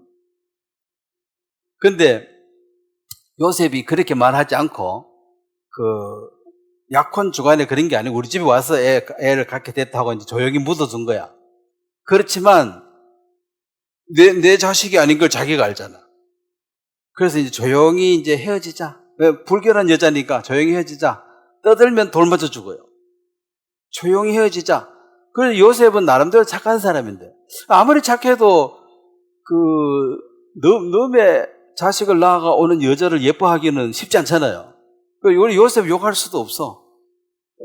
헤어지자. 내가 소문내가 돌로 쳐 죽여야 되지만 나는 그렇게는 하지 않겠다. 이게 착한 사람이다. 그래서 그러면은 아니 남자 없이 어떻게 자식을 낳냐? 그게 이제 인본주의에서 봤을 때는 인간이 중심이고 인간이 중심이다 이 말이에요. 인간의 사고방식 틀 안에서는 남자 없이 자식을 낳을 수 있어요, 없어요? 없지. 근데 그럼 사람이 못하면 하나님도 못해야 되느냐는 거죠. 그러면 하나님하고 나하고 수준이 똑같으면 내가 뭘로 하나님 믿습니까? 내 믿고 살지. 사람이 못한 일을 하나님은 하실 수 있으니까 내가 그분을 믿는 거지. 내 못하면 지 못하고 지락해서 뭐하냐. 내 한 거 자기 할 줄 알고 내 못하면 자기도 못하고 그러면 내하고 똑같은데 내가 믿어서 뭐하냐는 거지. 그럴 바에 내 주먹을 믿어라 하고 돈을 믿어라 이래 나오는 게 맞는 거죠. 그 인본주의니까. 그래서 하나님이 성령을 잉태하셨다는 사실입니다. 예수님은 이 땅에 심판하러 오신 것이 아니고 세상을 구원을 받게 하려고 왔다. 요한복음 3장에 하는 얘기입니다. 그러니까 지적질하러 오신 분이 아니에요, 예수님은. 예수님은 누구 지적질 했습니까? 이 창녀, 세리, 이 나쁜 놈들하고 그렇게 안 하고 같이 밥 먹고 친구라 그랬어요. 그래서 또 바리새인들은 더 욕했어. 저 인간을 봐라. 그 인간을 피한 그 친구를 보면 알아. 요즘 누구하고 밥 먹고 누구하고 친한 거 보니까 세리하고 창기하고 밥 먹고 친하게 잘 지내네. 그나버려 그 밥이네. 이제 이렇게 예수님은 그런 사람들하고 어울려 지내니까 같이 욕 먹었어요. 보통은 이제 그러고 상종을 안 해야지 내가 거룩한 거야. 그래서 같이 밥 먹으니까 욕하는 거죠. 나는 정죄하러 온 것이 아니고 그 사람들을 구원하러 왔기 때문에 친구죠. 그 친구를 내가 너 대신 죽어줄게 이 말 지금 전해주고 있는 거예요. 내가 네 대신에 죽는다. 너 죄가 많지 걱정하지 마. 내가 해결해 줄게. 왜냐하면 너는 해결 못해. 너는 지금 그 수렁에 빠져서 아무리 나오려고 바보등 친다고 해서 나와지는 게 아니야. 너는 가만히 있어야 돼. 어떻게 할 수가 없어. 너로서는 안 돼. 이게 회개거든요. 그러니까 창기와 체리들은 너 지옥이라 그러면 이해가 가는 거야. 자기가 봐도 지옥 갈 감이야.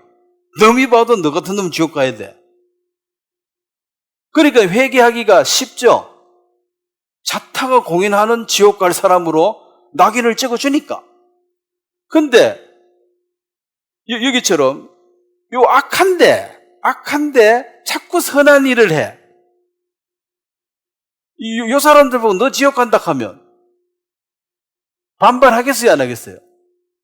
야, 내가 지옥 가면 그러면 천국은 어떤 놈이 가냐? 하고 이제 막 성질 내는 게. 한번 데려와! 그럼 나보다 착한 사람이 있는가? 양심대로 자기는 최선을 다해 살았는데, 위로는 모해를 먼저 와가지고 뭔 찬물을 뿌리고, 어이, 재수 없어. 너하고 말 안 해. 이래 되는 게 이제 이 세상의 관습이에요. 그래서 율법이 할 수 없는 그것을 하나님이 하시나니, 이 로마서 8장 3절입니다. 율법이 정죄만 하지 율법이 구원하냐는 거예요. 율법은 죄를 깨닫게 해주고, 율법은 몽환선생 이 그리스도에게 인도하는 것이지, 깨끗하게 해줄 수가 없는 게 대신 추구해야 피값을 지불해야 되는데, 지불할 의사도 없거니와, 혹 의사가 있을지라도 더러운 피는 죄를 못 씻습니다. 흠 없는 어린 양이라야지 제물에 드려질 수가 있어요. 인간은 대신 죽어준다고 그 사람의 죄가 없어지는 게 아니고 죄 때문에 죽는 거라. 쥐가 아니고 자기 죄 때문에 죽는 거죠.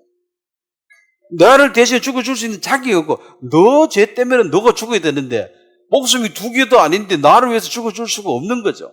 그래서 그리스도만이 해결할 수 있는 분입니다. 마태복음 5장 17절에도 내가 율법을 선지자를 폐하러 온 줄로 생각하지 말라. 폐하러 온 것이 아니라 완전케 하려 함이로다. 율법의 완전은 정죄해서 끝인데, 이걸 완전하게 하는 것은, 율법은 사랑입니다. 율법에 물론 하라 하지 말라. 율법 안에 보면은 그 도피성이나, 그 다음에 추수할 때 이삭이 떨어지면 주지 마라. 기퉁이 건 놔두라. 한국도 까치밥 그런 거 있잖아요. 그게 가난한 사람, 과부들 묵고 살아라고. 나수로 비다가 뚝 떨어지면 이게 누구 거라는 거예요? 네 거 아니다, 이거. 과부 거라는 거지. 그리고 기퉁이, 이거 하지 마. 그 나무에도 꼭대기인 거 따지 마. 율법에도 사랑이 있습니다. 도피성 보세요, 도피성. 희년. 이 다 사랑이 쫙 깔려 있습니다. 그 율법은 사랑인데, 결국 완성이. 그러면 그 율법을 완성하는 것이 바로 예수님이 우리를 사랑하셔서 대신 죽음으로 이 율법을 완성하는 것입니다. 율법의 마침이, 로마서 10장에는 율법의 마침이 되셨다. 그렇다면, 자, 갈라디아 5장 18절 보겠습니다. 그러면 우리가 이제 어떠한 삶을 사는 것이 구원을 받은, 하나님의 영을 받은 사람, 그렇게 착하게 살고 노력하는 그것이 구원받는 데는 효과가 없습니다. 뭘 한다고 구원을 받아지지가 않는데, 그럼 구원을 받고 난 뒤에는 율법을 파괴해버리고 내 맘대로 살아도 되느냐? 자, 갈라디아 5장 18절입니다. 자, 같이 한번 읽도록 하겠습니다. 시작. 너희가 만일 성령의 인도하시는 바가 되면 율법 아래 있지 아니하니라. 자, 여기 보면 계속 뒤에 설명되어 있는데, 율법 아래 있는 사람, 율법이나, 자, 유대인에게는 율법이고 우리에게는 양심입니다. 이 율법과 양심이 기준이 선명하지만 이거보다 더 큰 법이 성령의 법입니다. 그러니까 더 큰 헌법이 있고, 어떤 지방자치법이 있다면 이 지방자치법이 헌법을 거스릴 수가 없는 거예요. 한국에도 더 큰 법이 따르는 것입니다. 큰 법에. 그래서 이 성령의 법의 인도를 받고 있는 사람은 이게 훨씬 더 능력이 크기 때문에, 요 양심, 요 작은 요쪽에는 이걸 지키는 사람은 이건 자동으로 지키게 돼 있는 것입니다. 이거는 어거지로 하는 거고, 어거지로. 벌 받기 싫어서, 아니면 복 받으려고 목적성 가진 거죠. 이기적이면 어거지로 하는 거. 이것은 자발적으로 하는 것입니다. 그래서 도덕질 하지 말라. 도덕질 하지 말라. 이것이 율법이고, 에베소 5장은 네가 열심히 일해서, 자, 열심히 일을 해가지고, 이어서 네가 돈 벌어가지고, 이 가난한 사람은 네가 도와주라. 그럼 도덕질만 안 한다, 이 말은 율법 아래 있는 사람이고, 거듭난 사람은 옛날에 훔쳐먹었죠. 도덕질 왜 훔쳐먹었어? 먹을 거 없으니까. 왜 먹을 거 없으면 위로 안 했으니까. 그러면 이제 도덕질만 안 하면 돼. 이게 율법 아래 있는 사람이고, 성령의 법 아래 있는 사람은 일하지 않으면 먹지 말라는 것처럼 성경 깨어른 거 싫어합니다. 그러면 뭘 해가지고 첫 번째, 너가 먼저 먹고. 왜냐면은, 없어서 후추 먹었으니까, 이제 돈 생겼으니까 네가 빵 사 먹고, 그 남는 것도 옛날에 동지들, 같이 거지들 좀 도와주라. 너가 선한 일을 해서 이것을 도와주라. 굶는 사람. 이것이 성령의 법에 있는 얘기입니다.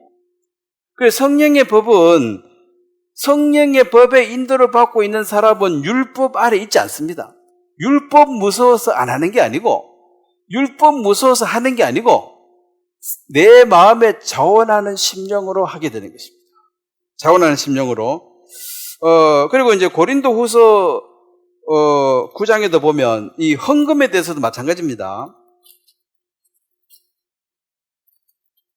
지난주에 우리 모친 새로 오신 분 헌금에 대해서 묻더라고. 돈을 넣는데 어떻게 하면 되냐고. 갖다 넣으면 된다니까. 자, 이제 헌금을 하는 자체는 세상에 어디 가도 다 헌금합니다. 동창회 가도 회비 내야 안 내요? 회비 가지고 뭐 합니까? 빡깝하잖아. 식당에 밥 먹어서 돈 누가 낼 거야? 도중 회비 가지고 내는 거 아무도 안 내고 그럼 누가 내냐는 거지. 물론 뭐 부자가 있어가지고 내가 다 내주겠다 하면 상관없지만은. 자, 9장 7절에 보겠습니다. 고린도후서 9장 7절 한번 같이 읽겠습니다. 고린도후서 9장 7절 시작. 각각 그 마음에 정한 대로 할 것이요 인색함으로나 억지로 하지 말지니 하나님은 즐겨내는 자를 사랑하셨느니라. 자, 마지 못해가지고 인색은 마지 못해가지고 하기 싫은데 자꾸 옆에서 누가 옆구리 찌른다든지 아니면 눈총을 줘가지고 너 왜 안 해? 왜 안 해? 자꾸 이제 따라다니고 이제 이렇게 해가지고 눈총을 마지 못해서 싫은데 억지로 하는 거 이거는 하지 말라는 거지. 왜냐면 그거 오래 못 갑니다. 나중에는 그것 때문에 교회도 못 와. 가고 싶은데 돈 안 내니까 자꾸 눈총 주더라, 야. 무서워가지고. 총 계속 맞으니까 아프더라. 안 갈란다 하면서 이제. 그것은 억지로는, 안 하면은 안 하고 그냥 내 밥 먹고 가는데, 그 밥이랑 뭐 공짜니까 오겠지만 자꾸 내라 하면 이제 억지로 내다 보면 짜증난다는 거죠. 억지로는 할 필요 없습니다. 안 해도 된다는 소리가 아니라 여기 보면은 억지로 하지 마시고, 하나님은 즐겨내는 자를, 이 즐겁다는 누가 강요해가지고 뭐 눈치도 가지고 어쩔 수 없이 하는 그것이 아니고, 내가 결혼식 축하하러 가가지고 요즘 뷔페 먹으면 보통 한 3, 4만 원은 5만 원 줘야 되죠.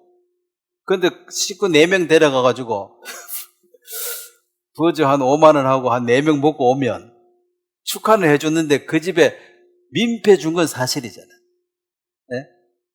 그러면 5만 원 가져가면 혼자 가든지 식구 다 데리고 또 어머니 아버지까지 다 모시고 한 6명 모시고 가가지고 5만 원 내고 6명 먹고 오면 뭐 그래도 돼. 그렇다고 뭐 감옥 갈 일은 아닌데 좀 민폐를 지긴 거지. 그 사람 뭐 결혼 돈도 없는데 다가 이제 나중에 식비 많이 나오잖아. 그러면 이제 우리가 최소한 1인당 얼마인가 밥값은 뭐 밥값 정도는 내고 밥 먹고 오면 내가 뭐 축하는 해주고 민폐를 안 지겠으니까 내가 양심에 가책받을 일은 없지만은 한 5만 원 주고 한 6명 가서 왕창 먹고 와버리면 사실은 자꾸 민폐지요. 그 집이 엄청 부자 같으면 해도 돼. 뭐 10명 가든 뭐가. 근데 이 집이 뭐 나나 지나 비슷하게 사는데 부주 받아가지고 밥값 내려고 하는데 이제 많이 모자라고 이러면 결혼식 날 황당하잖아. 너무 먼저 밥값 못 내면 황당하잖아. 그래서 이제 최소한의 어떤 그 정도로 이렇게 하는 것이 민폐를, 원래는 좀 도와주면 좋은데, 내가 도와줄 형편이 못 되는데, 뭐 도와줄 수는 없는 거고, 민폐 안 지기는 그 정도. 그래서 양심적인 사람들은 이제 부주하고 안 간다 하잖아요. 요즘은 그런 사람을 더 좋아한다며 또, 주인도. 내 얼굴 굳이 안 보고 싶고, 통장번호 적어 놨으니까, 세금이나 내고 그냥 오지 마시라고. 이러면, 그럼 그대로 남는 거니까. 모르겠습니다. 저도 이제 돈 벌면 결혼식 때 부주 안 받는 게 소망이었는데, 결혼식 할 때 제도를 못 해가지고 애들이 자기 돈을 해가지고 저는 그렇게 못 했는데 어떤 사람은 부주 안 받는다고 아예 딱 서붙여 놓고 하는 사람 있더라고. 그죠? 그거 좀 좋지 않습니까? 결혼식 오는데 눈치 안 봐도 되고 밥 먹을 때도 별로 양심 가책도 안 되고. 자, 여기 억지로 즐겨 이 말은 성령께서 내 마음에 이제 일을 하셔가지고 이렇게 행하게 되는 이것은 즐거움으로 행하는 것이고, 이 악한 사람일지라도 이걸 해야 된다는 건 알거든. 그러면 이제 여기서 억지가 들어가는 거야. 억지로 해야 돼, 억지로. 억지로 하다 보니까 이제 너 꼴 보기 싫어서 결혼식 가기 싫다 소리를 뭐 하니까 가기는 가야 되고 이제 어려운 거야. 갈락해도 부주해도 아깝고. 사실은 부주를 하고 더 못 줘서 좀 미안하네. 이거 형편이 좋았으면 더 주면 좋았을 걸. 조금 그런 마음으로 하면은 뭐 또 상관이 없는데, 진짜 아깝네 이 집에. 꼴도 보기 싫은데 안 가고 싶은데, 이런 집은 문제가 있는 거거든. 사람도 그런데 하나님은 어떻게 하냐는 거죠. 하나님은 마음을 보시는 분인데 인상 팍팍 쓰면서 묵고 떨어져 이거 묵고 떨어져 이렇게 준다면 그 하나님이 받으시겠냐는 것입니다. 그래서 우리가 이제 성령이 충만했을 때, 자, 마지막 한 구절 보겠습니다. 성령이 충만하다는 삶은 이런 삶입니다. 고린도전서 10장입니다. 자, 예수님께서 이 부자 청년을 사랑하셨기 때문에 너도 나를 따르라 그랬습니다. 따르라 이게 뭡니까? 제자들 부를 때마다 다 따르라 그랬어요. 보통 사람은 병 나으면 조용히 너 집에 가가지고 입도 안 보고 있으라 그랬어. 내 따라오지 마라 그랬고, 진짜 따라오라 이 말은 제자된 삶을 너가 살기를 내가 원한다고. 이 청년의 마음 자체는 순수하고 좋은 거예요. 사도 바울처럼 좋은 마음입니다. 방향을 잘못 잡아서 그렇지. 방향만 바로 잡으면 이 조시로 나가면 돼. 근데 이제 이 방향이 뭐냐면 고린도전서 10장 24절입니다. 한번 같이 한번 읽도록 하겠습니다. 시작. 누구든지 자기의 유익을 구하지 말고 남의 유익을 구하라. 자, 자기 유익을 구하기 위해서 열심히 내는 것은, 이것은 이 인간의 이기심 때문에 당연히 일어나는 현상들입니다. 왜 새벽부터 밤까지 열심히 뜁니까? 내 이익을 최대한 많이 땡기려고. 그런데 새벽부터 일어나서 밤늦게까지 남의 유익을 위해서 열심히 하라 그러면 남의 유익을 위해서는 죽기 살기로 할 필요가 없는 게 마음이 일어나는 것만큼 하시면 돼. 그 억지로 하라는 게 아니고, 이게 남의 유익을 구하는 삶, 즉 예수님이 이 땅에 오신 것이 예수님 자신의 유익을 구하러 오신 분이 아니죠. 누구 유익을 구하러 왔습니까? 사람들에게 유익을 주러 왔잖아요. 그래서 남의 유익, 이게 사람들에게 유익을 주는 것, 이것이 제자된 삶입니다. 그래서 내가 할 수 있는 만큼 즐거움으로 하는 거지, 뭐 열심히 한다고 내가 뭐 덕되는 것도 아닌데, 마음을 받아서 행할 수 있을 만큼 하는 것이 그게 내 믿음의 용량이에요. 근데 자신을 위해서 일할 때는 여기 열심히 들어가는 거예요, 열심히. 근데 남을 위해서 할 때는 이 열심, 탐심도 내려놓고 주님이 주시는 만큼. 자, 동전 2개밖에 안 주면 2개 헌금하면 되는 거고, 어젯밤에 저는 돈을 2가방 그런 꿈을 꿨는데, 저 사람이 이 부자 청년 이거 고민하다가 꿨는지 아직 막 돈을 2가방 들어가지고 오다가 제사로 1가방 주고 이랬거든요, 꿈에. 그러다 깨는 뭔 개꿈을 꿨나, 여보 좋은 꿈 아니야? 복권 사야 되는 거 아니야? 니나 사라 하면서. 자, 이게 내가 남을 위해서 열심을 내는 이것은 내 이기심이 아닙니다. 이건 주님 주신 마음이에요. 그래서 남의 유익을 위해서 산다 이 말을 다른 말로 하면 예수님의 제자 되는 삶을 산다 이 말이에요. 그래서 배워서 남 주자, 이게 그리스도인의 마음이에요. 배워서 남 주자. 또 벌어서 남 주자. 그러면 죽기 살기로 그럴 필요 없죠. 벌은 만큼 벌어가지고 주는 거지. 어차피 남 줄 건데 뭐 하려고 반칙하고 막 불의를 행하고 뭔가 내 거 챙기려고 하니까 이게 자꾸 뭔가 문제가 많지. 배워가지고 남 줄 건데 큰 눈 해가지고 남 주자, 뭐 그럴 필요 없잖아요. 모르면 안 가르쳐주면 되고, 알면 가르쳐주면 되고, 알아서 안 가르쳐주는 것, 이런 거는 좀 심사가 안 좋죠. 니도 한번 당해봐라 하면서. 그 변호사 이런 사람들 몇 마디 가르쳐 주면 되는데 그 돈 왕창 받고 가르쳐 준 거 보면 사실은 무료로 누가 해준다 그러면 좋아하겠죠. 배워서 남 주는 거잖아. 그래서 벌어서 남 주고 배워서 남 주고 그래서 열심히는 배우시고 열심히 일 하시라는 거지. 대신에 너물 주라. 이렇기 때문에 인간적인 열심과 특심은 그리스도 안에서 필요 없다는 것입니다. 그 특심과 열심은 다 사심이 있어서 그런 거고, 그리스도의 마음, 갈라디아 6장을 하나 더 봐야 되겠네. 이 그리스도의 법이라는 게 있습니다. 갈라디아 6장 2절에 보면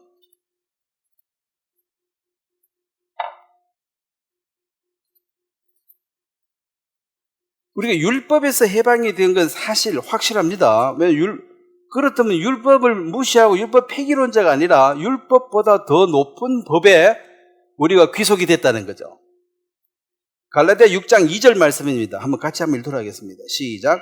너희가 짐을 서로 지라. 그리하여 그리스도의 법을 성취하라. 그리스도의 법, 율법이 아니라 그리스도의 법을 성취하라. 자, 그리스도가 우리의 남편입니다. 그럼 남편 된 사람이 아내에게 다른 남자 만나러 가지 마라. 다른 남자 좋아하지 마라. 이게 율법입니까? 네? 남편으로서 그 말을 할 수 있어요, 없어요? 있죠. 그리고 여자도 그걸 원해요. 세상에 제일 좋은 남자를 지가 선택했는데, 금방 결혼했는데, 그 다음부터 딴 남자 찾으러 다니면 이게 비정상이지. 그럼 결혼하면 안 되지. 그러니까 남편이 아닌 사람이 와가지고 너 다른 남자 좋아하지 마. 이렇게 말하면 네가 뭔데? 이러면 되죠. 근데 남편이 그러면 그게 그리스도의 법입니다. 그 누가 말하냐에 따라 너무 나한테 그렇게 말할 수가 없어요. 그리스도는 말할 수 있다는 거지. 반대도 마찬가지라. 여자가 신랑한테 딴 여자 좋아하지 마. 네가 뭔데? 내가 네 아내니까. 근데 네가 뭔데? 아무것도 아닌 여자가 와가지고 딴 여자 좋아하지 마 그러면 네가 뭔데? 이런 말이 되죠. 네가 뭔데 나한테 이래라 저래라 그래. 이런 말이 되지만은 아내가 자기를 위해서 즐거운 거로 밥 해주고 다 해주는데 딴 여자 좋아하지 마 그러면 알아 나 안 좋아해 너만 좋아해 이렇게 말해야 되지. 네가 뭔데? 이래 나오면은 이게 율법 파괴주의자예요. 그리스도를 따르라 그러면 신랑이 나 따라하고 같이 가자 그러면 예 해야지. 내가 왜 네 따라가? 이래 나오면은 이게 율법 파괴주의자가 아니냐는 거죠. 율법은 말로 지키는 필요 없잖아. 그런 의미에서 하는 그게 율법이 필요 없는 것이 아니고 율법보다 더 위의 법이 조명받고 있기 때문에 그게 포함되어 있으니까 필요 없단 말이지. 율법만 지키면 돼. 이건 외식하는 사람이에요. 난 도둑질 안 해. 안 해. 그게 끝이라. 옛날에 했는데 지금 안 해. 뭐 하는데? 놀고 먹어. 이거 율법은 지켰는데 성령의 법 안에 서면 놀면 네 밥도 먹지 마라 해도. 그래서 성령의 법에 지배를 받는 그것인데 그것이 나도 원하는 바이고 그걸 즐겨 따를 수 있다는 거죠. 결혼해가지고 딴 남자 좋아하지 마라 그러면은 그거는 뭐 말할 필요가 없고 내가 네 좋아서 했는데 내가 딴 남자 뭐하러 좋아하냐? 앞으로 그런 걱정도 안 해도 돼. 이래 말해야지. 네가 뭔데 나보고 뭐 딴 남자 좋아하라 말아라. 니나 잘해라 하고 이래 나오면 그 결혼 잘못한 거죠. 그래서 그 율법이 우리에게 해당 사항이 없는 거지만은 성령의 법, 그리스도의 법이 우리에게 지배하고 있어가지고 사실은 율법 아래 있는 사람보다도 훨씬 더 예민합니다. 죄에 대해서. 왜냐하면 우리는 남을 돕지 못한 부분에 대해서도 마음에 부채, 짐이 있거든. 그리고 저 멀리 복음을 한 번도 못 들은 사람에게 전해줘야 된다는 부채감도 있어요. 그래서 저도 아프리카나 이제 다니면 전도하고 그럴 때 그 사람들이 너무너무 좋아하는데 안 전해줬으면 그건 너무너무 슬퍼할 거 아니야. 넌 다 알고 뭐 했냐. 맨날 먹고 놀고 우리한테는 안 전해주고 말이야. 이제 이런 식으로 한 번도 못 들은 사람은 원망할 거 아닙니까? 들어도 그 선교사 많이 있어요. 몇백 명 있어요. 한국 사람만 내가 그때만 해도 500명, 800명 있더라고. 그 많은 사람들이 전도하고 있는데 우리에게 남의 유익을 구하는 이 삶이 여기서는 열심을 내는 이 열심은 주님이 주신 열심입니다. 이건 이기적인 마음이 아니에요. 자, 오늘 여기까지 말씀 전하도록 하겠습니다. 하나님 아버지, 어떻게 해서 구원을 받는 것이 아니고 하나님의 영에 속해야 됩니다. 또 예수님이 인간이라고 사람들이 자꾸 생각하지만 예수님은 인간이지만 또 하나님이시라는 이 사실에 많은 사람들이 아직도 오해를 하고 있습니다. 좋고 훌륭한 분이라고 말하지만 하나님이라고 믿지 못하고 있기 때문에 이 모든 성경이 그들에게는 오해가 되고 풀어지지가 않습니다. 오늘 이 부자 청년에게 주님이 그를 사랑하시고 또 그를 제자 삼기를 원하셨지만 그는 오해함으로 예수님을 떠나서 슬픈 마음으로 자기 길을 갔습니다. 또 다른 예수님의 12제자들은 예수님을 따라서 베드로처럼 그냥 업으로서 고기를 잡다가 죽을 들풀 같은 인생인데 높은 자리에 그를 영광스럽게 하는 것을 우리가 보게 됩니다. 우리 한 사람 한 사람도 자신의 유익을 위해 사는 이 세상 가운데서 남의 유익을 위해 사는 이 교회에 속하게 해주시고 우리가 거듭남으로 세상 사람들이 보지 못하는 것을 보게 하시며 또 듣지 못하는 음성을 듣게 해주시고 깨달을 수 없는 이 주님의 비밀들을 깨닫게 해주시는 은혜에 대해서 너무나 감사하고 우리가 새로운 피조물이 되어서 이제 새로운 삶을 살 수 있도록 이끌어 주신 것을 감사합니다. 우리가 이 마지막 시대에 어떻게 해서 구원받으려는 모든 사람들에게 주님이 해놓으신 그 일들을 분명하게 또 확실하게 증거할 수 있도록 도와주시기 바랍니다. 감사를 드리고 예수님의 이름으로 기도드렸습니다. 예, 수고하셨습니다.